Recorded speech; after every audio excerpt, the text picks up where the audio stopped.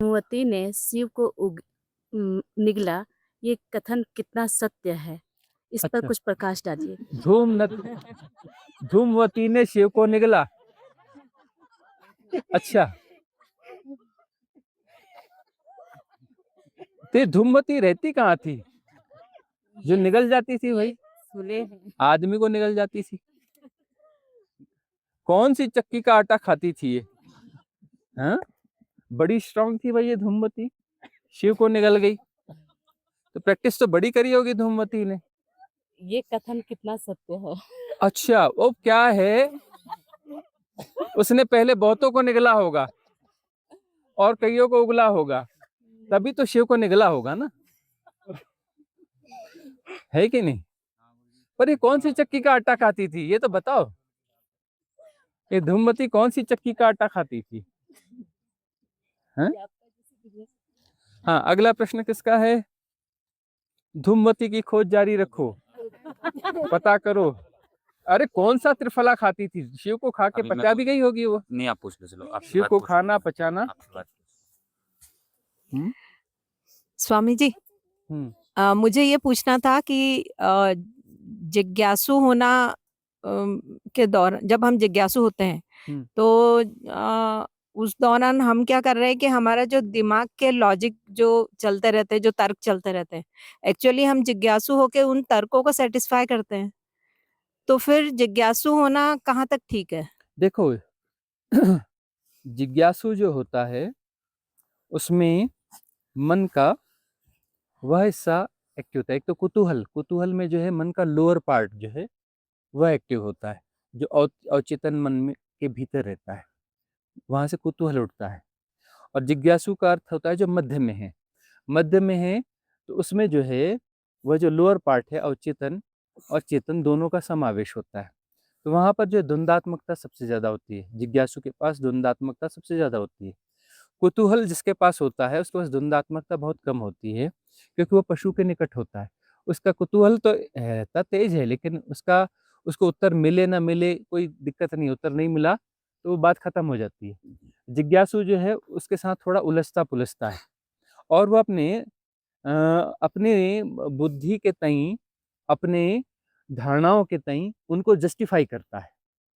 जिज्ञासु है, जस्टिफाई करता है। उसको अपना झूठ भी सही साबित करना होता है, अपने तर्कों को जस्टिफाई करना होता है। तो वह जस्टिफाई करता रहता है और उसमें जो है वह संतुष्टि ढूंढने की कोशिश करता है। वह जो है अज्ञात में प्रवेश से थोड़ा डरता है जिज्ञासु, लेकिन अज्ञात के प्रति जो है, उस अज्ञात और अज्ञेय के प्रति जो है उसका आकर्षण होता है। साहस की कमी होती है तो वह जिज्ञासु होता है। एक होता है मुमुक्षु, मुमुक्षु जो है अज्ञात और अज्ञेय, अज्ञेय के प्रति वह खुला रहता है। अज्ञात क्या होता है, अज्ञेय के प्रति पूरी तरह से खुला रहता है, कोई भी दांव लगाने के लिए तैयार होता है। तो मुमुक्षा जो है वह मुक्ति दायी है, मुमुक्षा से ही मुक्ति होती है। तो जो जिज्ञासु मध्य की अवस्था है, जब तक वह मुमुक्षु न होगा तो उसकी अंतर यात्रा गहरी न हो सकेगी। शुरुआत होगी, जिज्ञासु का मतलब शुरुआत हो गई, लेकिन भय है, वो भीतर उतरने में डरता है, वापस बाहर आ जाता है, फिर अंतर्मुख होता है, फिर बहिर्मुख होता है, फिर अंतर्मुख होता है, फिर बहिर्मुख होता है। कुतूहल वाला बंदा जो है बहिर्मुख रहता है, और मुमुक्षु जो है वो भीतर प्रवेश कर दिया तो कर गया, वो बाहर के आलम्बनों को नहीं छूता, बाहर के आलम्बनों का सहारा नहीं लेता, वो जस्टिफाई नहीं करता, उसे नंगा सच चाहिए। उसे जो है कपड़े पहने हुए, धारणा और मान्यताओं के कपड़े पहने हुए सच नहीं चाहिए, उसे रिलेटेड ट्रुथ नहीं चाहिए। मुमुक्षु रिलेटेड ट्रुथ को जो है पहचानता है और वो जानता है कि ये रिलेटिव ट्रुथ है, ये सत्य है ही नहीं, ये सत्य है ही नहीं। और जिज्ञासु जो है उसको जो है सत्य साबित करने की कोशिश करता है, उस एक्सरसाइज में उलझा रहता है। ठीक है, अगला प्रश्न किसका है? गुरुजी, जो आप अपना एक्सपीरियंस शेयर करते हैं कुंडलिनी अवेकनिंग का, जिसमें प्रकाश बहुत हुआ था, तो ये सतगुरु का कुंडली अवेकनिंग था, इस वजह से प्रकाश बहुत ज्यादा था, या इसका कुछ और रीजन था गुरुजी? देखो, इसमें एक बात यह तो है कि कुंडलिनी जागरण होगा तो सबका काफी कुछ प्रकाश उसमें होगा ही। किसी किसी रेयर वन के साथ में प्रकाश जो है जरूरत से ज्यादा होता है। तो जरूरत से ज्यादा इसलिए होता है क्योंकि वहां पर जो है उस आयोजन में divine cosmic energy support system जो है वह इन्वॉल्व होता है, इजोटेरिक सपोर्ट सिस्टम इन्वॉल्व होता है, स्थानीय देव संघ इन्वॉल्व होते हैं, उसमें बहुत सारे उच्च आयाम के देवता जो शामिल होते हैं। इसलिए शामिल होते हैं क्योंकि उस अवेकनिंग के साथ में जो है महाकल्याण होना है इस जगती का। जगती का अर्थ है उस अपर लेयर का जो कि मुमुक्षु है, ठीक है ना। सद्गुरु जो है कॉमन मैन के लिए नहीं होते, मुमुक्षुओं के लिए होते हैं। और मुमुक्षु अभी नहीं भी है, लेकिन उसमें मुमुक्षा की संभावना है। पिछले जन्मों में मुमुक्षु रहे हो, फिर आके माया में फंस गए, माया में फंस गए और अब जो है जिज्ञासा को जी रहे हो, लेकिन मुमुक्षु बनने की जो है पात्रता भीतर है। कुछ जो मुमुक्षु हैं, ऑलरेडी मुमुक्षु हैं, कुछ ऐसे हैं जिनकी पात्रता जो है वो मुमुक्षा की है, जिज्ञासा को जी रहे हैं लेकिन मुमुक्षा की पात्रता है, तो मुमुक्षु वह हो ही जाएगा। देखो मुमुक्षु है तभी तो हमारे साथ टिका रह सकता है ना। भाई चीजें समझ में नहीं आ रही, बहुत सारी सिर के ऊपर से जा रही तो भी टिका हुआ है। और जो उसको लगता है कि अनफोल्ड हो रही है, एक्चुअली वो जो अनफोल्ड 10% 15% अनफोल्ड हो रही है, पूरी गहराई तो अनफोल्ड नहीं हो रही, तब भी टिके हुए हैं, तब भी टिके हुए हैं।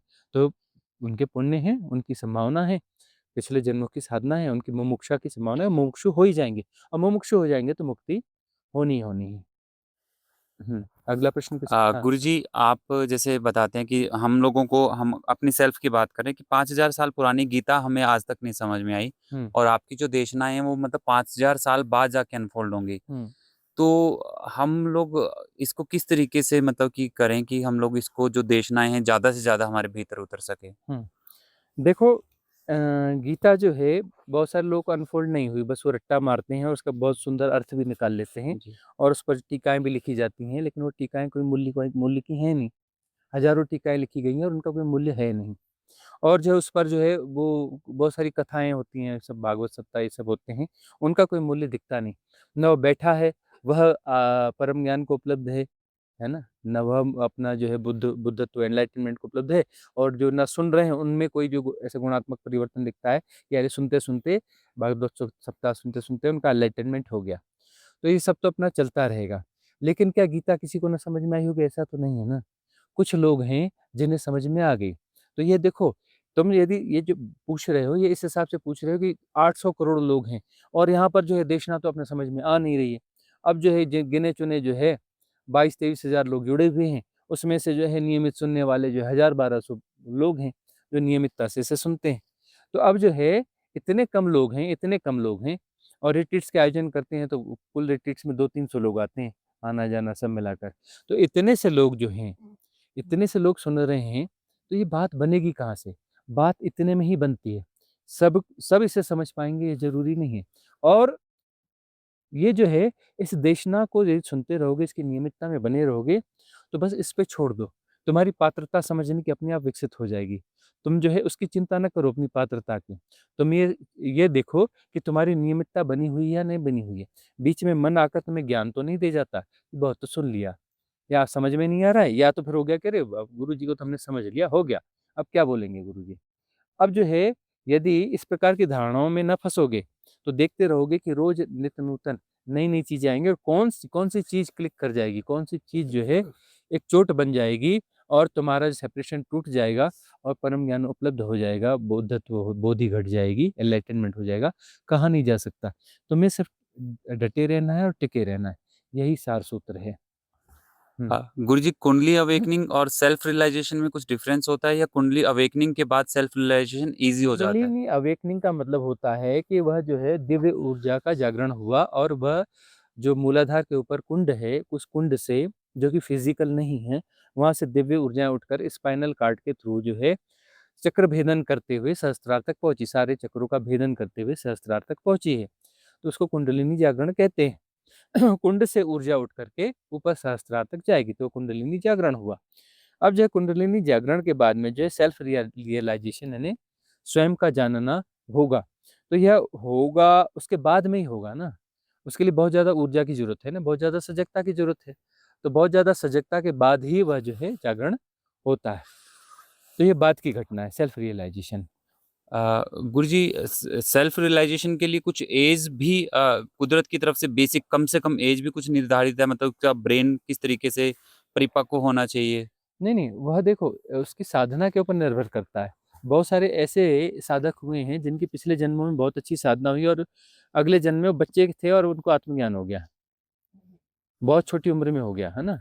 अब ये जो संत ज्ञानेश्वर हुए, मुक्ताबाई हुए, ये सब हुए, बहुत छोटी उम्र में इनको आत्मज्ञान हो गया, है ना? 5 साल, 7 साल इसमें। आदि शंकराचार्य हुए, बहुत छोटी उम्र में रहे, उनको आत्मज्ञान हो गया। तो उनको आत्मज्ञान क्यों हो गया? वो छोटी उम्र में उन्होंने बड़ी साधना कर ली इसलिए हुआ? नहीं, वो जो पूर्व जन्मों की साधनाएँ बहुत ज़्यादा हो गई थी, तो बहुत ज़्यादा साधनाएँ जो उनकी हो गई थी, तो फिर उनकी पात्रता का तो विकास था ही था। कुछ जो है ऊँट पूरी तरह से लदा हुआ था, लेकिन बैठ नहीं रहा था। एक आखिरी तिनका आया और उसने ऊँट को बिठाल दिया, एक तिनका। अब वो जो है कुंटलों वज़न है और ऊँट बैठ नहीं रहा है, कुंटलों वज़न है और बैठ नहीं रहा है। अब उसमें जो है 1 तोले का एक तिनका रखा गया और ऊँट बैठ गया। तो तुम क्या कहोगे? 1 तोले से वो ऊँट बैठ गया? वो मतलब ये उस तोले को उस जो है छोटी-सी सीख को या छोटी-सी लकड़ी को या छोटे से किसी वस्तु के टुकड़े को उठा कर के दूसरे ऊँट पे रख दो तो वो ऊँट बैठ जाएगा? 1 तोले से दूसरा ऊँट बैठ जाएगा? नहीं बैठेगा ना। वह ऊँट ऑलरेडी बहुत भारी था, बहुत भारी सामान को ढोए हुए था, लेकिन जो है वो छोटी-सी चीज़ से बात बन गई, ठीक है ना? तो अब जो है यहाँ पर इसलिए हम कहते हैं कि तुम लगातार जो है इस देशना के साथ टिके रहो, सिद्ध क्रियाएँ करने दो, तुम्हारे पुराने पुण्य भी हैं, उनका भी उदय होगा। कब कौन-सी चीज़ जो है वह आखिरी तिनका होगा जिससे ऊँट बैठ जाएगा, कहा नहीं जा सकता कि कौन-सी वो बात होगी। हुँ, गुरुजी स्वामी रामकृष्ण परमहंस ने जो अपनी अलग-अलग माध्यम से स्पिरिचुअलिटी में हाई लेवल तक पहुँचने की जो साधनाएँ की थी, हुँ। वो सेल्फ रियलाइज़ेशन से पहले की थी या वो उनका पहले का प्रोसेस रहा था? सेल्फ रियलाइज़ेशन उनका जो है एक्चुअली जो सेल्फ रियलाइज़ेशन है वो तो सबसे अंत में हुआ है तोतापुरी महाराज की जब उन्होंने शरण ली, उनके उनकी शरण में गए, तो उनके शिष्य हुए तब जाकर के हुई। उसके पहले जो है उनकी जो साधना थी वह विजुअलाइज़ेशन वाली साधना थी। तो विजुअलाइज़ेशन की साधना बहुत खतरनाक होती है, बहुत भटकाती है। लेकिन उसको यदि भटका ना कोई तो एक स्टेज मिल जाती है, वो स्टेज बहुत ऊँची तो नहीं होती लेकिन ठीक-ठीक होती है, ठीक-ठीक होती है। तो सेल्फ रियलाइज़ेशन के पहले की चीज़ थी। लेकिन वो लगभग जो है वो जैसे आत्मज्ञान वाली स्थिति है ना, वो आत्मज्ञान वाली स्थिति थी, परम ज्ञान वाली स्थिति नहीं थी, परम ज्ञान नहीं है वह। अहम ब्रह्मास्मि भी उन्हें नहीं घटा था और उसके बाद तो फिर वो जो परम स्थिति है अद्वैत, परम अद्वैत, वह तो तोतापुरी महाराज की शरण में जब वो गए तभी हो पाया। हुँ, गुरुजी जो आपकी साधना है या जो आपके प्रवचन हैं या हुँ, मतलब कि आपके सानिध्य में जो ज़्यादातर साधक हमने देखे हैं, हुँ, वो फीमेल ज़्यादा रहती हैं। हुँ। तो ऐसा क्यों मतलब कि पुरुष जो होते हैं वो हठी होते हैं मतलब इस वज़ह से ऐसा कुछ क्योंकि ये या देखो क्या वजह सहज है? योग है, यह जो है सहज योग है, सहज योग को स्त्रियाँ स्वीकार कर पाती हैं, उनमें ग्राह्यता होती है। पुरुष जो है वह इगोइस्टिक होते हैं। पुरुष जो इगोइस्टिक होते हैं, तो जो इगोइस्टिक है वो हमारे साथ-साथ नहीं टिक पाएगा। बहुत सारे पुरुष ऐसे होते हैं बहुत सारे पुरुष ऐसे होते हैं कि जो बहुत सरल होते हैं, इगोइस्टिक नहीं होती हैं, मतलब ये थोड़े स्त्रैण होते हैं। तो ये सहज योग की साधना इसमें स्त्रियाँ ज़्यादा आएँगी, इसमें स्वीकार्यता है और स्वीकार करने पर ही ये जो है ऐसा फिर लगता है कि यह तो बहुत ज़्यादा इंटेलेक्ट है, तो बहुत ज़्यादा इंटेलेक्ट है तो स्त्रियों को कैसे समझ में आएगा? स्त्रियाँ यदि परम स्वीकार की भावदशा में है, कोई भी स्त्रैण चित्त है, वो परम स्वीकार की भावदशा में है, तो यह जो कितना भी इंटेलेक्ट हो, उसे ऑब्ज़र्व कर जाएँगी वह, ऑब्ज़र्व कर जाएँगी। और हम तो तुम्हें कहते हैं कि तुम्हारी पात्रता की बहुत ज़्यादा चिंता की बात है ही नहीं, तुम्हारे टिके रहने की बात है। तुम टिके रहो, तुम्हारा जो आईक्यू लेवल है, तुम्हारा जो इंटेलिजेंट कोशेंट है, वो तो बहुत तेज़ी से ऊपर उठेगा, बहुत ज़बरदस्त तरीके से ऊपर उठेगा। तुम्हारी पात्रता का उतना सवाल ही नहीं है, तुम्हारी पात्रता कितनी भी कमज़ोर रही हो, बहुत कमज़ोरी हो। कुछ तो ऐसे लोग मिलेंगे तुम तो पागल हो जाओगे उनको देख कर के। बिल्कुल साधारण लोग, अति साधारण लोग, गाँव देहात के लोग, बहुत सारे एकदम साधारण लोग, मज़दूर हैं, ऐसे हैं। कुछ 2, 4, 5, 10 तो ऐसे हैं और वो अपना जुड़े हुए हैं और उनका जो है वो लेकिन सुने, डटे रहे। उनका जो स्तर है बहुत ऊँचा चला गया है, बहुत ऊँचा चला गया है। तो तुम्हारी पात्रता का कोई सवाल ही नहीं है, सवाल तुम्हारे टिके रहने का है। आईक्यू लेवल तो बढ़ ही जाना है, हमारे संग साथ में तो आईक्यू लेवल बढ़ जाना है। हम तो कहते हैं ना तुम्हें कि हम तो जो साधक नहीं भी है, कोई दुकानदार है, उसके यहाँ यदि हम हफ्ते में 1 आध बार आते-जाते थोड़ा बैठते हैं, सिर्फ गपशप करते हैं, तो उसका आईक्यू लेवल बढ़ जाएगा। भले हम उससे अध्यात्म की कोई बात नहीं करें, कुछ भी बात ना करें, वो हमारे संग साथ में यदि रहता है, संग साथ में रहता है तो उसका आईक्यू लेवल बढ़ जाएगा। भले वो हफ्ते में अपना 10 मिनट, 5 मिनट रहता हो, तो उसका आईक्यू लेवल तो बढ़ना ही बढ़ना है और अच्छा खासा बढ़ जाएगा, चमत्कारिक रूप से बढ़ेगा। बहुत सारे बच्चे आए, शिविरों में कभी आए ना, तो उनका आईक्यू लेवल जो है बाद में देखा जाए बहुत बढ़ जाता है उन बच्चों का, भले वो साधना में शामिल हुए हो ना हुए, हमारे संग साथ में उनका आईक्यू लेवल बहुत ज़्यादा बढ़ जाता है। इवन जो उनके मेंटल डिसऑर्डर्स हैं वो कम अपना ठीक होने लगते हैं, है ना? कितने बच्चे हो गए ऐसे। जिनके मेंटल डिसऑर्डर्स में कितनी वो बातें हो गई, उनकी दवाइयाँ छूट गई, दवाइयों की ज़रूरत ही नहीं पड़ी। तो वह तो छोड़ दो, अपनी पात्रता का तो तुम सवाल ही छोड़ दो। हाँ, अगला प्रश्न किसका है? गुरुजी, एक साधक का रूटीन लाइफ में आप भोजन के लिए अगर कुछ आप एडवाइस देते हैं तो क्या रह सकती है एक साधक के भोजन के लिए? देखो, भूख के साथ भोजन करो और भोजन में रस लो। भोजन में रस होना चाहिए, रोबोटिक नहीं होना चाहिए। रसो वैसा, तो अन्न जो है ब्रह्म होना चाहिए। खाते समय रसपूर्ण तरीके से उसका रस लो, आनंद लो। और जो है बार-बार आहार से साधक को बचना चाहिए, ये हम बार-बार कहते हैं, क्योंकि बार-बार आहार लोगे तो शरीर का पूरा मैकेनिज़्म जो है उसको पचाने में उलझा रहेगा। तुम्हारी ऊर्जा मुक्त ही ना होगी, और तुम्हारी ऊर्जा मुक्त ना होगी, वो सिर्फ भोजन को पचाने में दिन रात लगी रहेगी, लगी रहेगी, लगी रहेगी। तुम्हारा आईक्यू लेवल बढ़ेगा कैसे? है ना? और दूसरी बात ये है कि तुम्हारे शरीर को फिट होना चाहिए साधना के, तुम्हारे शरीर की फिटनेस आएगी कहाँ से? यदि तुम खाए जाते हो, प्रेस्टीज के गुण गाए जाते हो, तो बड़ी मुश्किल है ना। तुम यदि बार-बार खाओगे, ज़्यादा खाओगे, तो फिर उसमें क्या होगा कि तुम्हारा स्टमक भारी-भारी रहेगा, ब्लोटिंग बनी रहेगी, और उसमें क्या होता है कि तुम्हारा शरीर जो है उसमें बीमारियाँ घर कर जाएँगी। क्योंकि वह एनर्जी यदि एनर्जी फ्री है तो शरीर को रिपेयर करेगी, मेटाबॉलिज़्म को ठीक करेगी, बीमारियों को ठीक करेगी। यदि तुम्हारा वह नहीं है, तो शरीर तो अब वो स्थूलता होती चली जाएगी और शरीर जो है पुलसता चला जाएगा। शरीर की ऊर्जाएँ वहीं के वहीं अपना उलझती-पुलझती चली जाएँगी। अब शरीर में ही ऊर्जाएँ उलझती-पुलझती रह गईं, तो वो कब जो है विज़डम बनेगी? विज़डम बनेगी कब वह? विज़डम बनने के लिए ऊर्जा को जो है खाली आकाश चाहिए। देखो, जो बुद्धि है, बुद्धि के पास जो है आकाश बहुत कम होता है। यदि बुद्धि के पास आकाश बड़ा हो जाए, तो वह जो है विवेक बन जाती है, और विवेक के पास और बड़ा आकाश हो जाए, तो प्रज्ञा बन जाती है। तो उसको बड़ा आकाश चाहिए, तो बड़े आकाश के लिए ऊर्जा ऊर्जा का जो है मुक्त होना ज़रूरी है। जितनी ऊर्जा मुक्त होती है, उतना वह आकाश निर्मित करती है, बड़ा आकाश निर्मित करती है। ऊर्जा आकाश को निर्मित करती है। याद रखना, वह ऊर्जा जो कहीं ओरिएंटेड नहीं है, वह आकाश को निर्मित करती है, आकाश का विस्तार करती है। या फिर वह जो है बैरियर्स को तोड़ करके जो है बड़े आकाश के साथ सन्निहित हो जाती है, ऐसा कहें। बड़े आकाश के साथ वो सन्निहित हो जाती है, फिर बड़े आकाश को जिया जाता है। जितने बड़े आकाश को जिया जाता है, उतना आईक्यू लेवल ग्रो हो जाता है। विवेक और प्रज्ञा की तरफ जो है उन्नयन होता है, और विवेक और प्रज्ञा वह प्लेटफ़ॉर्म है जहाँ से छलांग लगती है देश काल के परे। अगला प्रश्न। भगवान श्री आत्मज्ञान और परम ज्ञान में क्या फ़र्क है? आत्मज्ञान और परम ज्ञान में बहुत ज़्यादा फ़र्क है, जैसे ज़मीन और आसमान में फ़र्क है। ठीक है ना? आत्मज्ञान का मतलब है कि सेपरेशन विथड्रॉ हुआ, लेकिन परम ज्ञान नहीं हुआ है। आत्मज्ञान हुआ है, खुद का ज्ञान हुआ है। ना खुद ही पे आ गए हो, लेकिन एक्चुअली जो है ना, कहते हैं ना, खुद ही पे आ गए तो खुदा हो गए, खुद ही पे आ गए तो आत्मज्ञानी हुए, खुदा नहीं होते। है ना? तो वह जो है परम ज्ञान बड़ी स्थिति है। परम ज्ञान का मतलब है कि वहाँ पर तुम्हारा सेपरेशन कहीं नहीं बचा, आत्मा भी नहीं बची, ब्रह्म भी नहीं बचा। आत्मा के पास केंद्र है। देखो, विषयों के साथ उलझाव खत्म हो गया है ना? दर्शन स्वच्छ होने लगा है, दृष्टि निर्मल हुई है। लेकिन जो है दृष्टा पूरी तरह से गया नहीं है, साक्षी बन के बैठा है।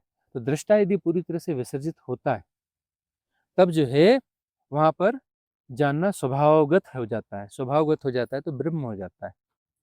स्वभावगत सब कुछ जानना हो रहा है, तो सब कुछ का मतलब सिर्फ ब्रह्म को जानना होता है। सब कुछ में ब्रह्म होता है, कि ब्रह्म का निस्सरण हुआ है, तो जो निस्सरण है, पूरे निस्सरण को एक साथ जाना जाता है। 1600 करोड़ साल पहले जो निस्सरण हुआ, उस निस्सरण को एक दृष्टि से जाना जाता है, तो वह विराट दृष्टि होती है। वह क्या होता है? वह विराट दृष्टि है। और परम ज्ञान वहाँ पर है, जहाँ पर ज्ञान को जानने वाला कोई नहीं है।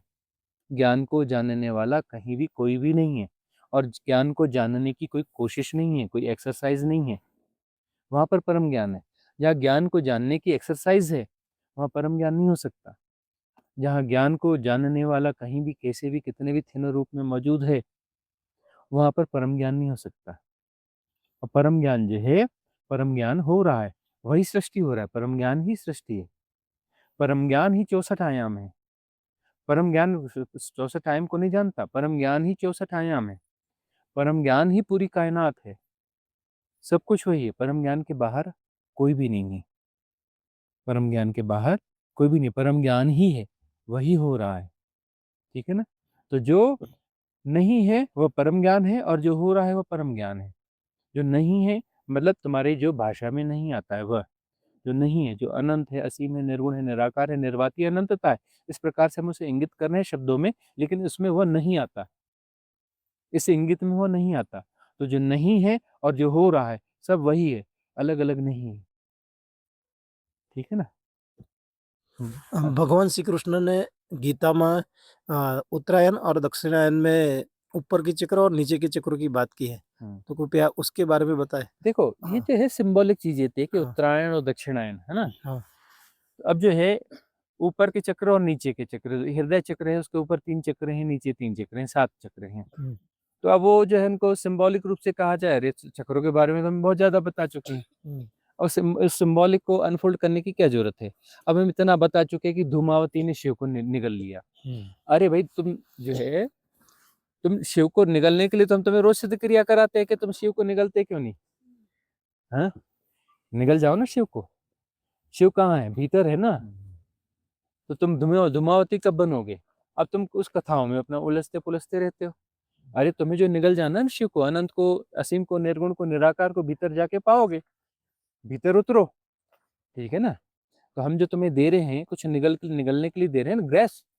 इस देशना को ग्रेस्प करो, इसको भीतर उतरने दो, इस आप्त वचनों को भीतर तक उतर जाने दो। शिव निगल लिया गया, शिव ही तो दे रहे हैं, हम क्या दे रहे हैं? और क्या दे रहे हैं? हमारे ये आप्त वचन है क्या है? ये तो शिव ही है ना, इसी को निगलना है ना तुम्हें। तुम निगल जाओ, बात बन जाएगी। सबको कह रहे हैं तुम निगलो, और क्या कह रहे हैं? निगलने की तो बात कह रहे हैं ना। तो आप्त वचनों में जो है और ये जो सिंबॉलिक चीजें सिंबॉलिक तरीके से कही गई, ये कॉमन मैन्स के लिए कही गई हैं। और वो जो अनफोल्ड उसमें कोई कर पाएगा तो कर पाएगा, और अनफोल्ड कर भी लेगा तो अरे भाई जिसकी क्षमता है अनफोल्ड करने की, उसको क्या है अनफोल्ड करेगा? उसको तो अपने आप प्रकृति से कहीं से भी सब कुछ अनफोल्ड हो जाएगा ना। इसको अनफोल्ड करने की क्या जरूरत है? उसके पास तो अपने आप वो कुछ ना करे, उसको तो सब कुछ अनफोल्ड होने वाला है। तो हम तो इन सिंबल्स को अनफोल्ड करने के ज्यादा चक्कर में पड़ने तो उसमें नहीं है। तो यदि तुम्हारी पात्रता है तो समय तो ऐसे ही अनफोल्ड हो जाएगा ना।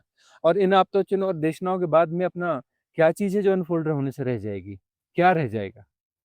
इतना विस्तार से, इतनी गहराई से कभी नहीं बताया गया है। और अभी वो क्यों बताया जा रहा है? इसलिए बताया जा रहा है कि अभी मुहूर्त है, यह जो है स्वर्णिम काल है, यह जो है गोल्डन एरा है स्पिरिचुअलिटी की, है ना? इसलिए बताया जा रहा है। पहले कभी क्यों नहीं बताया गया? क्योंकि ये वाली एरा उस समय नहीं थी। उस समय उस समय के हिसाब से जो बताया गया बिल्कुल सही बताया गया। उस समय में उतने में काम चल जाता था, उतने डोज में जो है दवा ठीक हो जाते थे। पहले जो है वो क्या थी, सेरेडान और वो छोटी सी गोली खाओ और सब ठीक हो जाता था, ऐसा होता था ना। हाँ, 10-20-25 mg की गोली खाओ और ठीक हो जाता था। अभी तो तुमको 1000 mg के वो जो एंटीबायोटिक दिए जाते हैं, तो भी तुम ठीक नहीं होते ना। तो अब ये जो है ये गोल्डन एरा है, तो यहाँ पर तुम्हें जो है हैवी डोज दिए जा रहे हैं। तो जिस जिस तरीके से खोलकर जितनी गहरी देशना दी जा रही है, इसके पहले कभी नहीं दी गई, उस समय सोच की जरूरत ही नहीं थी, थोड़े में काम बन जाता था। ठीक है नहीं? हमारी वो कविता सुनी है कि नहीं? पहले जो है जो मनुष्य है वह परमात्मा को ढूंढता ही नहीं था। परमात्मा को ढूंढता ही नहीं था। क्यों? क्योंकि उस समय परमात्मा दूर था ही नहीं। उनके जीवन का ढंग और उनके होने का ढंग ही परमात्मा का था, उसमें परमात्मा ढूंढने की जरूरत नहीं है। बाद में जैसे जैसे परमात्मा की खोज बढ़ती चली गई, परमात्मा की खोज बढ़ती चली गई, मतलब मन ज्यादा क्रिटिकल होने लग गया, परमात्मा दूर हो गया। तो परमात्मा की खोज जितनी ज्यादा हो रही है, मतलब तुम्हारा जीवन उतना जटिल हो रहा है, तुम्हारे कॉम्प्लेक्सेस उतने ज्यादा हो चुके हैं, तुम्हारे मेंटल डिसऑर्डर्स और कॉम्प्लेक्सेस इतने ज्यादा हैं कि परमात्मा दूर हो गया। पहले व्यक्ति सरल था तो छोटे डोज में काम बन जाता था, अब जो हैवी डोज की जरूरत है। तो इतनी गहरी देशना इसलिए दी जा रही है कि तुम्हारे कॉम्प्लेक्सेस भी तो बहुत ज्यादा हो गए ना। टू मच इन्फॉर्मेशन की एरा है कि नहीं है?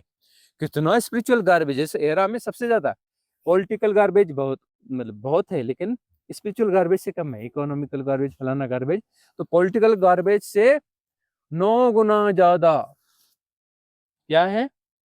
स्पिरिचुअल गार्बेज, सबसे ज्यादा स्पिरिचुअल गार्बेज है। वो क्या स्पिरिचुअलिटी के नाम पे उल्टा सीधा क्या क्या परोसते हैं, क्या परोसते हैं भाई, गजब का गप। वो ना गार्बेज इतना परोसा जाता है, इतना परोसा जाता है, और इतना गप्पा गप खाया जाता है, इतना गप्पा गप खाया जाता है कि क्या कहना। इसको खाने वाले लोग इतने ज्यादा हैं, गप्पा गप खाया जाता है। ऐसे परोसने वाले चैनल्स पे जाना, लाखों के व्यूज मिलेंगे। जो स्पिरिचुअल गार्बेज परोसते हैं, और क्या गपागप खाया जाता है। गजब की बात है भाई, गार्बेज खाने के क्या शौकीन है लोग, क्या शौकीन है। और वास्तविक देशना को जो है समझ पाना, हम ये नहीं कहते कि तुम सुन रहे हो तो हमें पूरा एक्सेप्ट कर रहे होगे। इसमें हो सकता है कि कुछ लोग होंगे कि बिल्कुल भीतर उनके रेजिस्ट कर रहे होंगे। क्यों रेजिस्ट कर रहे होंगे? अब वो जो उनको वो लगता है कि नहीं हम ज्यादा जानते हैं, स्पिरिचुअल गार्बेज पूरा भरा पड़ा है, नहीं ऐसा नहीं हो सकता, नहीं वैसा नहीं हो सकता। और वो बहुत शानदार तर्क दे सकते हैं, वो हमें 2 मिनट में हरा सकते हैं, बिल्कुल हरा सकते हैं। हाँ, बिल्कुल हरा सकते हैं। स्पिरिचुअल गार्बेज की ताकत बहुत ज्यादा होती है, याद रखना। बुद्ध पुरुषों को 2 मिनट में हरा दें, इतनी ताकत होती है। और स्पिरिचुअल गार्बेज वाले बंदे से कोई भी बुद्ध महावीर कभी नहीं जीत सकता, न कभी जीत पाया है, न कभी जीत सकता है। इतनी ताकत होती है स्पिरिचुअल गार्बेज में, बहुत ज्यादा जस्टिफाइड होते हैं। और इतने ऐसे खतरनाक मैट्रिक्स क्रिएट करते हैं कि जन्म जन्म जन्म जन्म सड़ते रहते हैं, वो सड़ते रहते हैं, सड़ते रहते हैं। स्कूल का बस्ता लेके आते रहते हैं और सड़ते रहते हैं, जन्म पे जन्म, जन्म पे जन्म, जन्म पे जन्म। बड़ी खतरनाक चीज है। वो बात चली थी ना, स्त्री स्त्रीण, स्त्रीण मतलब स्त्री शरीर से स्त्रीण नहीं हो जाता। स्त्रीण, स्त्रीण का मतलब होता है सहज होता है, सहज स्वीकार्यता होती है इसमें, स्त्रीण का मतलब। और उसके अंदर एक जो है स्वाभाविक विजडम होती है, वो पहचान पाती है। उसके पास वो आंख होती है स्त्रीण चित्त के पास, जो सदगुरु को पहचान पाती है, उन देशनाओं को भीतर आने देती है। उसके पास ये स्वीकार्यता होती है कि यह जो बात उतनी जम नहीं रही है, तो जम नहीं रही है मतलब मेरे अंदर गड़बड़ है, आप तो वचन में गड़बड़ नहीं है, मेरे अंदर गड़बड़ है। जरूर कुछ बाहर इधर उधर से इन्फ्लुएंस होगा, ऐसा वो एनालाइज ना भी कर पाए स्त्रीण चित्त, लेकिन उसे भीतर से पता रहता है कि यह देशना परफेक्ट है, जो गड़बड़ी है थोड़ी बहुत वो मेरे भीतर है। परम स्वीकार्यता होती है। उसके पास एक स्वाभाविक विजडम होती है, स्वाभाविक विजडम होती है। और उस विजडम से जो है उसकी बात बनने लगती है। और जो है ज्ञानी लोग अंधकार में भटकते रह जाते हैं और सहज लोग जो है पार हो जाते हैं। और ज्ञानी तो भटकते ही रहेंगे, जन्म जन्म भटकते रहेंगे, बहुत जगह जाएंगे, बहुत एक्सरसाइज करेंगे, महान मेहनत करेंगे और भटकते रहेंगे। और जो स्त्रीण चित्र है वो सहज योग में सहजता से चला जाएगा। जो लगता है इनकी तो अकल है ही नहीं, और जिनकी अकल नहीं है बड़े आराम से वो सहजता से उनका विवेक जागृत होता है, उनकी प्रज्ञा जागृत हो जाती है, अभिव्यक्त कर पाए न कर पाए बड़े सरलता से पार भी हो जाते हैं, परम ज्ञान को उपलब्ध हो जाते हैं। और जो महाज्ञानी है महाअंधकार में भटकते रहते हैं, स्कूल का बस्ता उनको मिलते रहता है, सड़ते रहते हैं, बार बार आके सड़ते रहते हैं। उनको परम ज्ञान तो सड़ाएगा ही ना, भटकाएगा ही ना। अगला प्रश्न किसका है? गुरुजी, क्या लॉजिक से पार हुआ जा सकता है? लॉजिक से पार होना ही पड़ेगा, लॉजिक मन है। देखो लॉजिक से पार हुआ जाता है तो बुद्ध तो किसको कहते हैं? लॉजिक से पार होना। ये लॉजिक ही तो मैट्रिक्स है। स्पिरिचुअल गार्बेज में क्या लॉजिक ही तो है ना? उस लॉजिक का सहारा लिया गया है ना। उस लॉजिक में वो सब शास्त्रों के, वेदों के वचन वचन सब शामिल कर लेते हैं, और जो है फिर उसमें फिर अपना गार्बेज मिक्स करके परोस देते हैं। तो लॉजिक जो है, लॉजिक मन है। लॉजिक का मतलब मन है। अरे लॉजिक द्वंदात्मकता ही तो मन है। लॉजिक क्या है? द्वंदात्मकता ही तो है ना। वो लॉजिक करता क्या है? रिलेटिव ट्रुथ को खड़ा करता है ना, बड़े स्मार्टली खड़ा करता है। जो सापेक्षिक सत्य को खड़ा करता है लॉजिक, इतने सुंदर तरीके से खड़ा करता है कि बुद्ध वचनों को और आप्त वचनों को तुम किनारे कर सकते हो, इतने सुंदर तरीके से खड़ा करता है। ठीक है ना, बहुत खतरनाक मैट्रिक्स है लॉजिक। गुरुजी, इसी में नेति नेति है। उसमें जैसे होता है मैं शरीर नहीं हूँ, मन नहीं हूँ, लेकिन रमन महर्षि कहते हैं अभी जब वो जानने वाला तो रह ही जाता है उसमें। वो तो तुमने हमें बराबर सुना नहीं है ना, तुमने हमें बराबर सुना नहीं है। तो ऑब्जर्वर जो है, ऑब्जर्वर के बारे में तो अपना सुन लो। कहा है, ज्यादा नहीं कहा है, मुश्किल से 300 घंटे का है, सुन लेना। 300 घंटे का अवेलेबल है, ठीक ना। हाँ। गुरुजी, क्या घर के ऊपर एक जगह बैठ के साधना करने से साधना में कुछ फायदा लाभ मिलता है? कुछ दिनों तक तो लाभ मिलेगा, कुछ दिनों के बाद में मैट्रिक्स बन जाएगा। एक ही जगह चुनोगे तो, एक जगह चुनने के कुछ फायदे हैं, लेकिन जो जिस चीज से फायदा होता है ना वही आके मैट्रिक्स बन जाता है। मन तो मेरो मन बड़ो हरामी, हुआ तो अपना कहाँ उलझाए कहाँ पुलझाए, है ना। जो टूल है, जो सहयोगी टूल है उसको ही मैट्रिक्स बना सकता है ना। ये जो स्पिरिचुअल गार्बेज आता है वो क्या होता है? वो जो सहयोगी टूल्स हैं उनको पकड़ करके, उनका जो गड़बड़ घोटाला करके उसमें कुछ कचरा फचरा मिला करके जो है उसको भी परोस देते हैं। अगला प्रश्न किसका है? गुरुजी, होश किसको कहते हैं? जैसे कि कभी-कभी हम काम करते हैं, तो कुछ काम करते वक़्त लगता है कि एनर्जी भी जा रही है ऊपर, वो भी दिमाग में रहता है और काम भी चलता रहता है। क्या उसको होश कहते हैं? देखो, होश में जो है, होश का मतलब है कि सब कुछ एक साथ जाना जा रहा है और बगैर प्रयास के जाना जा रहा है। जहाँ तुम ओरिएंटेड हो, कंसंट्रेट हो, वहाँ पर जो है वो कंसंट्रेशन मन कर रहा है। तो मन वहाँ पर एक्टिव है, तो जानने वाला कौन है? मन है। तो मन जो जान रहा है सापेक्षता में जान रहा है। सापेक्षता में जान रहा है मतलब बेहोशी है। सापेक्षता में जानना बेहोशी है। निरपेक्ष जाना जा रहा है, वह होश है। होश का मतलब वह निरपेक्ष जाना जा रहा है। सापेक्षता में जान रहा है मतलब मन जान रहा है और धारणात्मक है वह। मतलब वह जो किसी रिलेटिव ट्रुथ को क्रिएट कर रहा है। तो वहाँ पर वो जो है बेहोशी है। और होश का मतलब सब एक साथ, वो ऊर्जा उठ रही है, वह भी जाना जा रहा है, काम करते हुए जाना जा रहा है, ध्वनियाँ सुनी जा रही हैं, बॉडी मूवमेंट्स जाने जा रहे हैं, बॉडी सेंसेशन जाना जा रहा है, श्वास का आना जाना जाना जा रहा है, बगैर किसी परिभाषा के कि यह श्वास आई गई, ये कार की आवाज़ सुनाई दे रही है। ये तो कंसंट्रेशन हुआ कि कार की आवाज़ सुनाई दे रही है। देखो, तुमने कहा कार की आवाज़ सुनाई दे रही है, बहुत गड़बड़ है साला, बहुत ज़ोर से आवाज़ बजा रहा है, वो कर रहा है। मतलब तुमने तो उसमें इन्वॉल्व हो चुके हो ना, तुमने तो उसकी परिभाषा दे दी ना। कंसंट्रेशन कर लिया कि ये कार है, पहचान भी लिया, डिफाइन भी कर लिया ना कि कार है, कार की आवाज़ है, ज़ोर की आवाज़ है, गलत आवाज़ है, नहीं होनी चाहिए। तो पूरे साइकिल में फँस चुके हो ना कंसंट्रेशन करके। उसमें समस्त ध्वनियाँ सुनाई पड़ रही है, एक साथ सुनाई पड़ रही है, उनका कोई मूल्य ही नहीं। और सिर्फ़ ध्वनियाँ सुनाई पड़ रही है, ऐसे पूरी ध्वनियों पे कंसंट्रेशन नहीं कर रहे हो। वो अपने से ध्वनियाँ भी सुनाई पड़ रही हैं, बॉडी सेंसेशन भी पता चल रहा है, ऊर्जा का उठना भी पता चल रहा है, श्वास का आवागमन भी पता चल रहा है, बाकी सब कुछ पता चल रहा है एक साथ। और उसकी कोई कुछ भी समझने की ज़रूरत नहीं है। समझने की कोशिश कर रहे हो मतलब मन इन्वॉल्व है ना। समझना वाला कौन है? मन है ना। कौन है? ये जो तर्क-वितर्क कर लेता है, कुछ कर लेता है, गुणा-भाग कर लेता है, बड़ा ज्ञान बघाड़ता है, ये सब मन ही है ना। तुम्हारा मन जो है बड़ा ज्ञान भी बघाड़ सकता है, मन ही है ना। हुँ। अगला प्रश्न किसी का है? साधना में ऊंचाई का क्या महत्व है? साधना में ऊँचाई का क्या मतलब महत्व है? जो निचाई का महत्व है, ऊँचाई का महत्व है। उसमें देखो सापेक्षता होती नहीं, ऊँचाई और नीचाई का क्या मतलब होता है? ऊँचाई और नीचाई तो मन का मामला है ना। साधना में देखो, एक तो अपनी भाषा बड़ी कमज़ोर है, उसमें तो बोलना पड़ता है कि ऊँचाई, उन्नयन बोलना पड़ता है। उन्नयन का मतलब है कि लोअर चक्रास में न रह करके अपर चक्रास के अनुभव हो रहे हैं, कहने की बात है। लेकिन अंततः जानना ऊँचाई और नीचाई सब मन के खेल हैं, और कुछ नहीं है। ऊँचाई और नीचाई सबसे सारी सापेक्षताओं के पार जाना है। सापेक्षता में गए मतलब उलझे। तो ये शुरुआती दौर में हर चीज़ टूल होती है, हर चीज़ टूल है और हर चीज़ बाधा है। वो टूल ही बाधा बनेगा, इस बात को याद रखना। एज़ ए टूल यूज़ करना, देख लेना कि अब जो है, यह जो है सहायक नहीं हो रहा है टूल, या मैट्रिक्स क्रिएट हो रहा है, ये अवेयरनेस चाहिए, ये मैट्रिक्स क्रिएट हो रहा है टूल। तो उस टूल को उठा के फेंक देना उसी समय, उसके साथ रेजोनेंस नहीं बनाना, उसके साथ डिस्टेंस क्रिएट कर लेना, तटस्थ हो जाना उसके प्रति भी। नहीं तो वह जो है एक बेहोश मैकेनिज़्म खड़ा कर देगा टूल। वही टूल जो है एक एक हद तक सहायता देगा, उसके बाद में वो मैट्रिक्स बन जाएगा। इस बात को ख्याल रखना। इस बात को ख्याल रखना। आखिरी टूल कौन है? आखिरी टूल कौन है? हम बैठे हैं सामने। लास्ट में फेंक देना हमको, आखिर में फेंक देना हमको, पकड़ के मत बैठना। जब आखिरी छलांग लगेगी तो किसको फेंकना है? अरे, तुम वहाँ छलांग मारोगे तो हमसे अलग होके तो छलांग मारोगे ना। जो अलग होगे हमसे और मिलोगे किसमें? हम में ही मिलोगे। तो अलग हो गए हमसे मतलब वो तुम्हारा मैट्रिक्स होगा, वो मन की अंतिम धारणा होगी, नाम रूप की।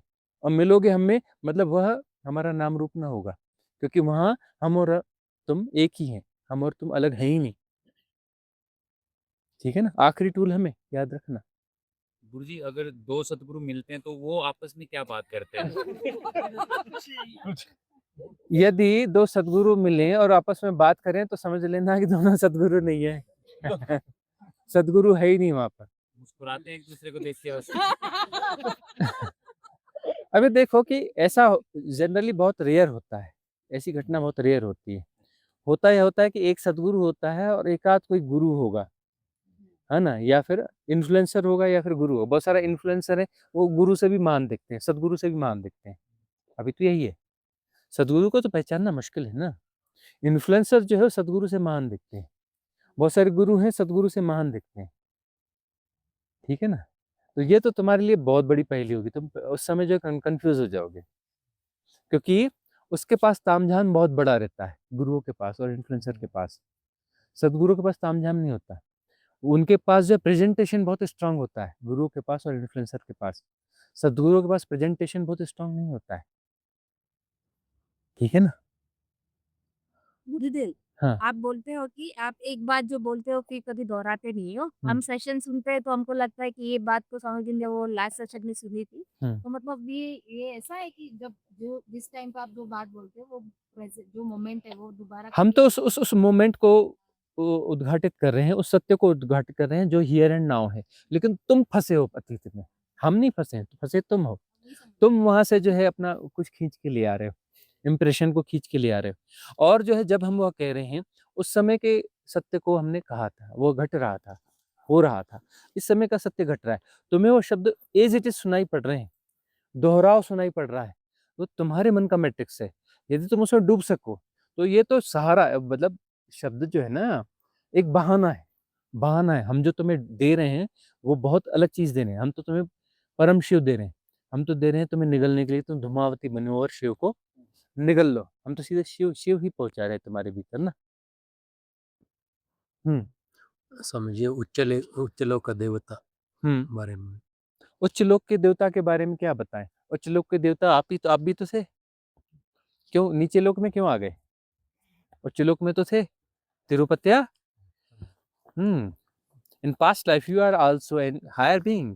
Now you decide to come here. तुमने तय किया मनुष्य रूप से में जन्म लेने के लिए। तुमने तय किया।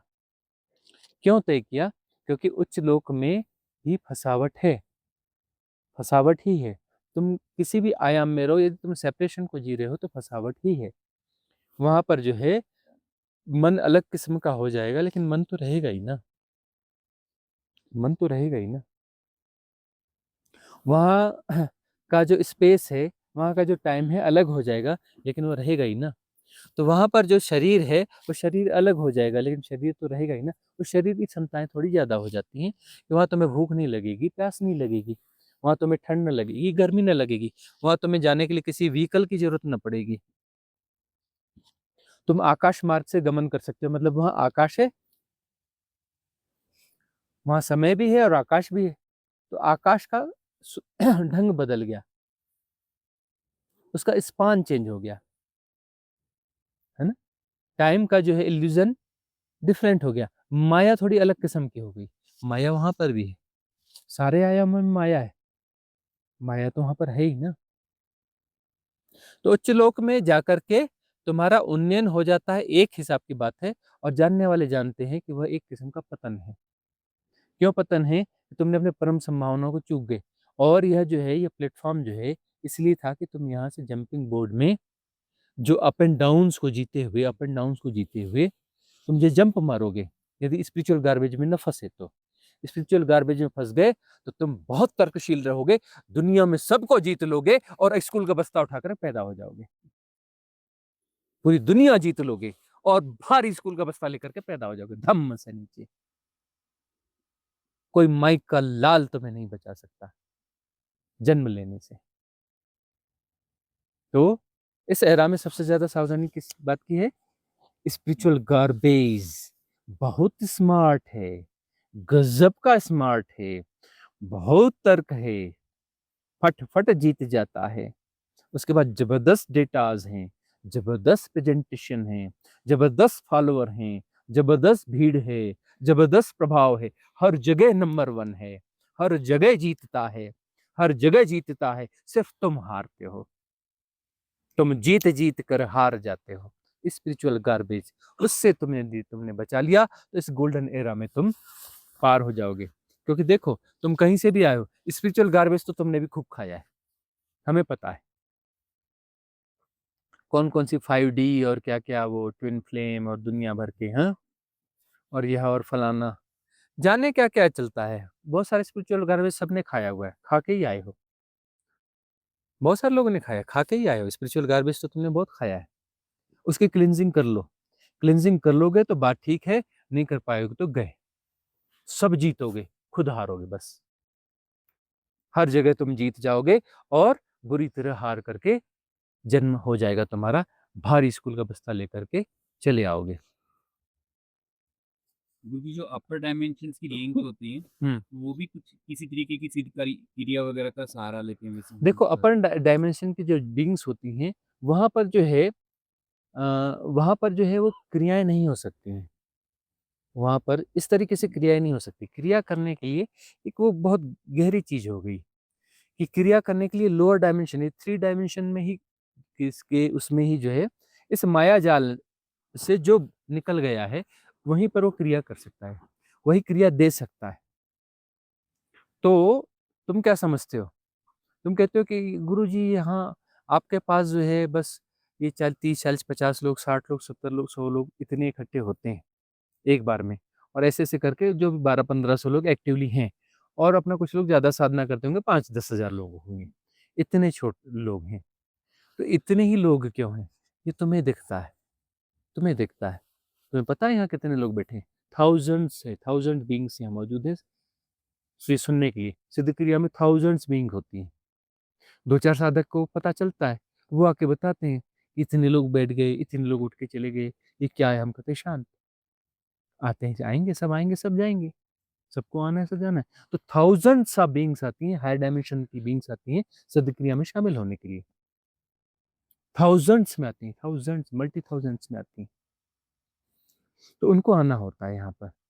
आते हैं और यहाँ से उन्हें क्रिया मिलेगी और यहाँ से उनकी बात बनेगी।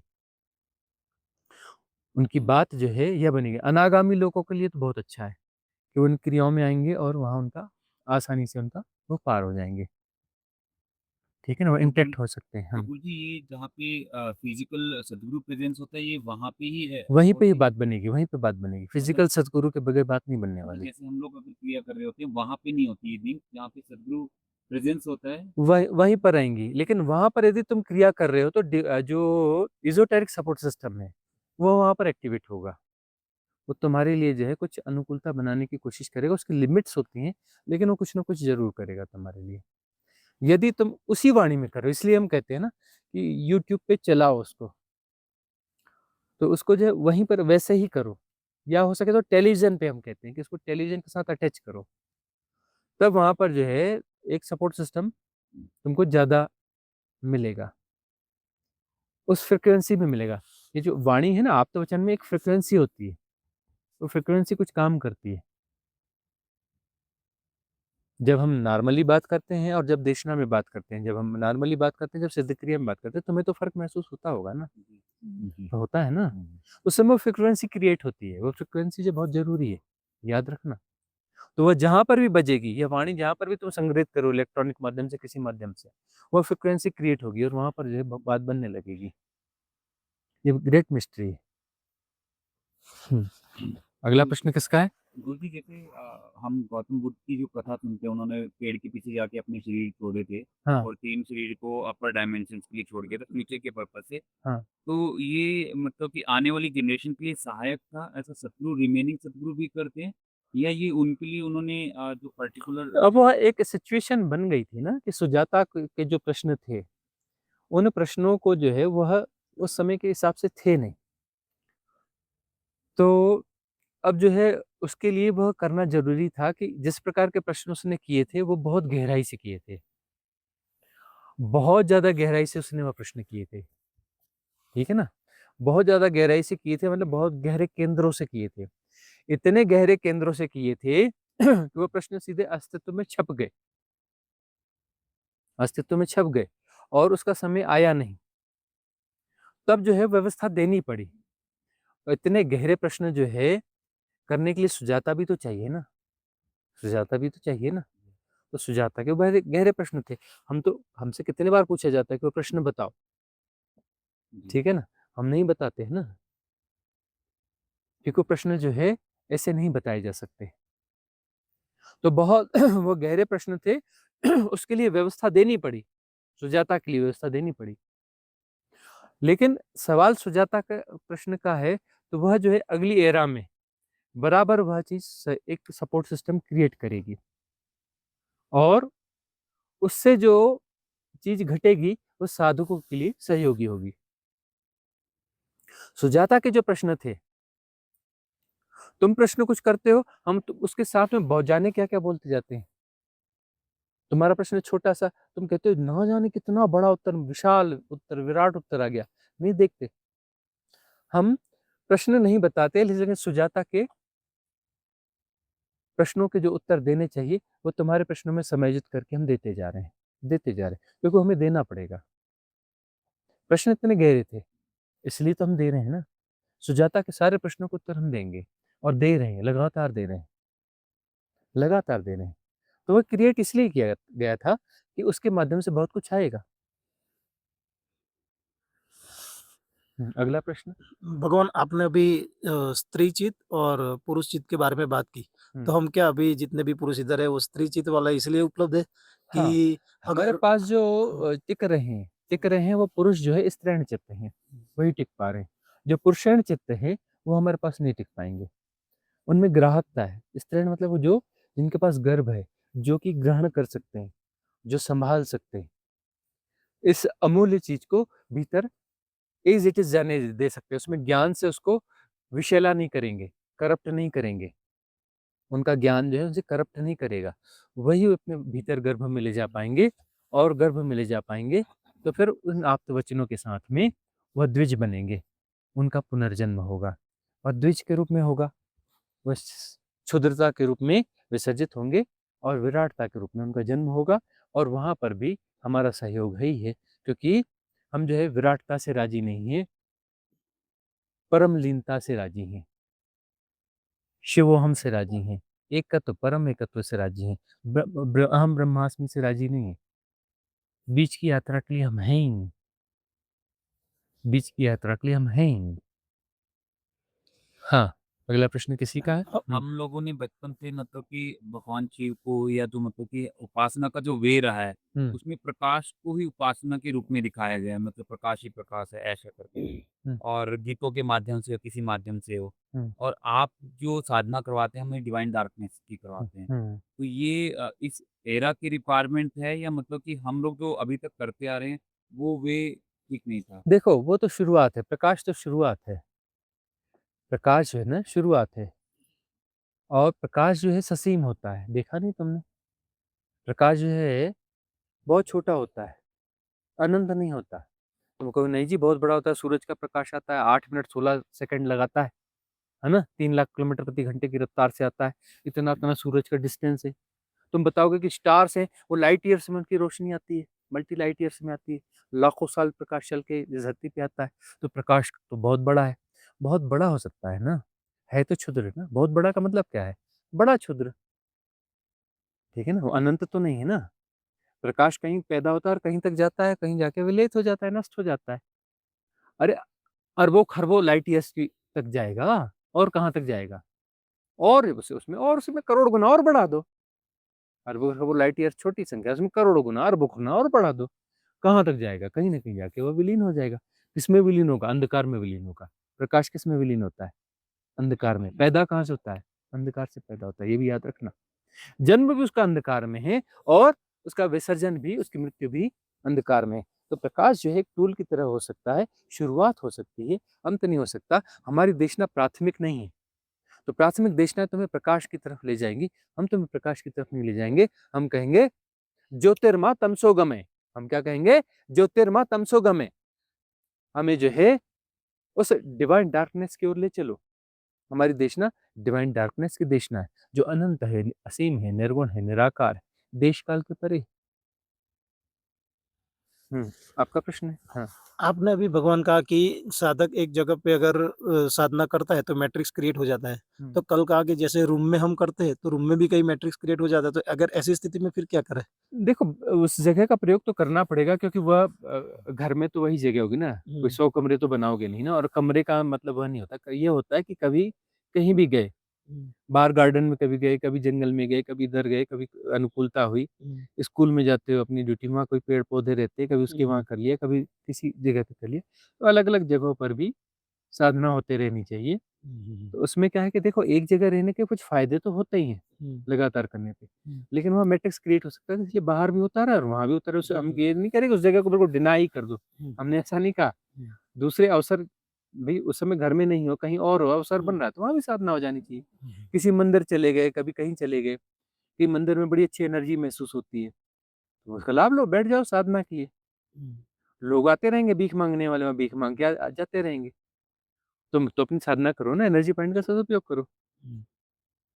जी, एक कलेक्टिव सबकॉन्शियस माइंड और conscious mind, individual conscious mind, ऐसा मतलब जो हम कम्युनिकेट करते हैं, मैं इसमें एक चीज जानना चाह रहा था कि जैसे सपोज मैंने कुछ एक गलत कर्म किया इस जन्म में किसी के भी प्रति, और सपोज मैंने उसे हिट किया, मारा उसे, और मेरी गलती थी वो, और मैं ये शरीर छोड़ के चला गया, अब मैं अगले जन्म में हूँ, अपने अगले प्रोसेसिंग में हूँ, अगला शरीर मिला मुझे, तो मैं जो उससे उस जन्म में जाके क्षमा याचना मांग रहा हूँ, तो ये क्षमा याचना उस वे में जाके कैसे इस कर्म को कट करेगी जो मैं पिछले जन्म में करके आया हूँ? वही है, हम कलेक्ट उस जो जब भी प्रार्थना में जाते हैं ना, तो प्रार्थना में जाने का मतलब ये होता है कि हम भीतर उतरते हैं और इंडिविजुअल कॉन्शियस माइंड से ऊपर उठकर collective subconscious, individual subconscious mind से ऊपर उठ के कलेक्टिव सबकॉन्शियस माइंड में कुछ चीज जो है डाल रहे होते हैं, कॉन्शियसली डाल रहे होते हैं। प्रार्थना का मतलब कॉन्शियसली कलेक्टिव सबकॉन्शियस माइंड में कुछ चीज का हम प्रवेश करवा रहे हैं।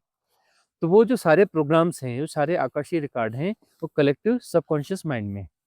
देखो, आकाशीय रिकॉर्ड का मतलब आकाश का वह हिस्सा जिसमें कि कुछ फीड है ना, और आकाश का एक वह हिस्सा है जहाँ पर कुछ फीड नहीं है, ब्लैंक है। वह collective conscious mind. Collective conscious mind का मतलब जो है आकाश का वह हिस्सा जहाँ पर कुछ भी फीड नहीं, कोई भी डेटाज नहीं है, डेटा फ्री है, इसलिए वो शुद्ध है। और एक जो है कलेक्टिव सबकॉन्शियस माइंड, मतलब उसमें जो है डेटाज फीड है, वो सारे सारे कर्म और ये सारी प्रक्रियाएं और सारे इम्प्रेशंस जो है, इम्प्रिंट्स जो है, उसमें वहां पर सर्वाइव कर रहे हैं। तो वहां पर जाकर के हम उस एनर्जी को डाल रहे हैं, वो एनर्जी का पैटर्न है। तो एनर्जी का पैटर्न, उसमें कमांड दी हुई है ना कि वहां तक जाओ, वो कमांड जा रही है और कमांड सही जगह पे पहुंचेगी। अब तुम्हें जो है कंप्यूटर और सब सुपर कंप्यूटर, इसमें तुम्हें समझ में आ रहा है कि तुमने जो कमांड दी है वो अपने कमांड बराबर ढूंढ के उस जगह जाती है ना वो चीज। जी। ठीक है ना, तो इसमें तुमने जो कमांड दी वो बराबर उस जगह पे जाएगी और उस पैटर्न के साथ इंटैक्ट करेगी, और उसमें वह चीज है कि वो इसको डिजोल्व करेगी, उस पैटर्न को डिजोल्व करेगी, ऊर्जा को मुक्त करेगी। यहाँ पे पैटर्न इन द सेंस मतलब कि वो पर्सन जिसको मैंने हिट किया था। हिट किया था तो पर्सन तो नहीं रहा ना, पर्सन तो मिट्टी हो गया, तुम भी मिट्टी हो गए, वह बचा क्या? पैटर्न बचा ना, तो पैटर्न बचा ना। ठीक है गुरु जी। शरीर तो वो चला गया, वहां क्या बचा? वो जो हिट किया और उसका जो जो उसने जो उस पर रिएक्ट किया, रिएक्ट करके जो इम्प्रिंट को उसने सेव किया, ठीक है गुरु है जी। ना, उसके संयोग से इम्प्रिंट क्रिएट हुआ और उसको सेव कर लिया गया। तो सेव किया गया तो वो आकाशीय रिकॉर्ड है ना, तो सब कॉन्शियस माइंड में और चेतन मन की गहराई में जाकर के वह सेव हो गया। तो वह जब सेव हो गया है तो उसको जाकर के डिसॉल्व करना, तो सेव करना है तो एनर्जी पैटर्न के रूप में सेव हुआ है ना। कोई भी चीज सेव होगी तो वो जो रिकॉर्ड है, कोई भी रिकॉर्ड जो है एक पैटर्न होता है, एक सराउंडिंग पैटर्न होता है, एक गोल पैटर्न होता है, चक्रीय गति में होता है, उसमें ऊर्जा का मूवमेंट होता है। तो नई ऊर्जा हम उसको कमांड देके डाल रहे हैं कि उसके उसके चक्र को तोड़ दे, चक्र टूट जाए वह और ऊर्जा मुक्त हो जाए। चक्र को तोड़ना है ना। कर्म क्या है? चक्र है ना, कर्म चक्र है ना, प्रारब्ध चक्र है ना, ये सब चक्र है।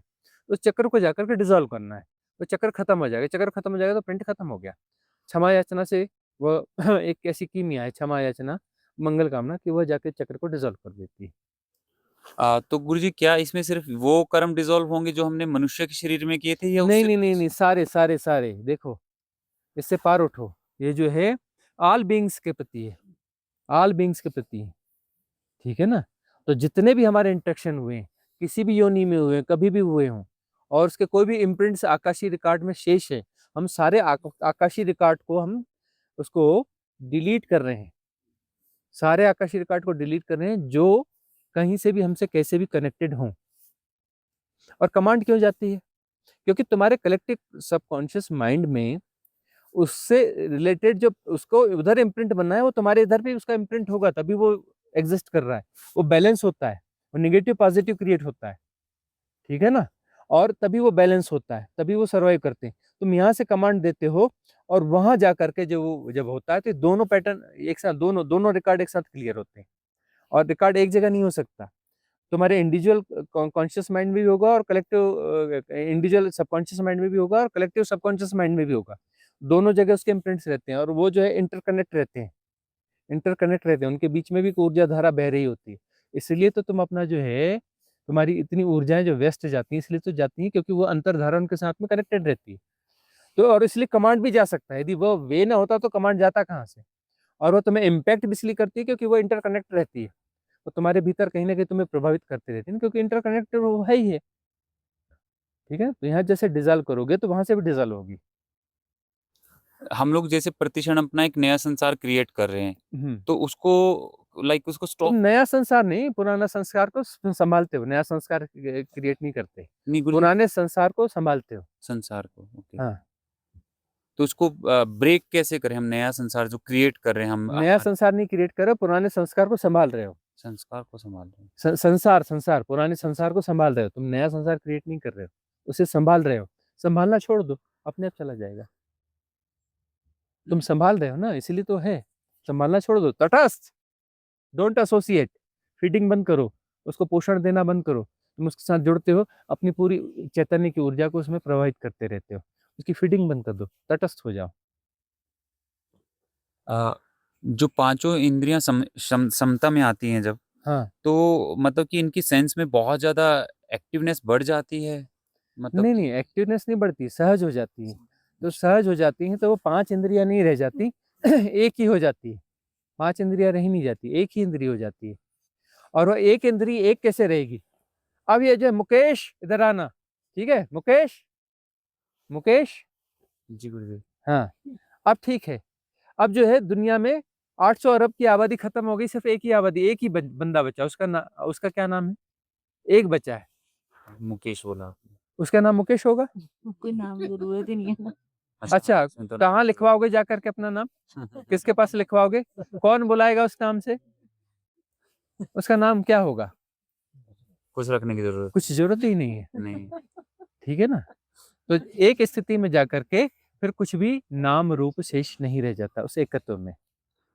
ठीक। और गुरुजी जैसे जो हम लोग अपने बंधन लगाते हैं या हम अपनी प्रोटेक्शन लेयर बनाते हैं, हाँ, तो जब एनलाइटेड होता है पर्सन, तो क्या मतलब कि उसको ये प्रोटेक्शन लेयर टूटती हुई या मतलब कि सराउंडिंग में ये चीजें दिखाई देती हैं फिर?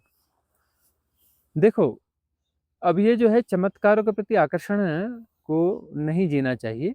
बाकी जो है वहाँ सब कुछ स्पष्ट होता है, बहुत कुछ स्पष्ट होता है, लेकिन वह जो है बाधा नहीं डालते।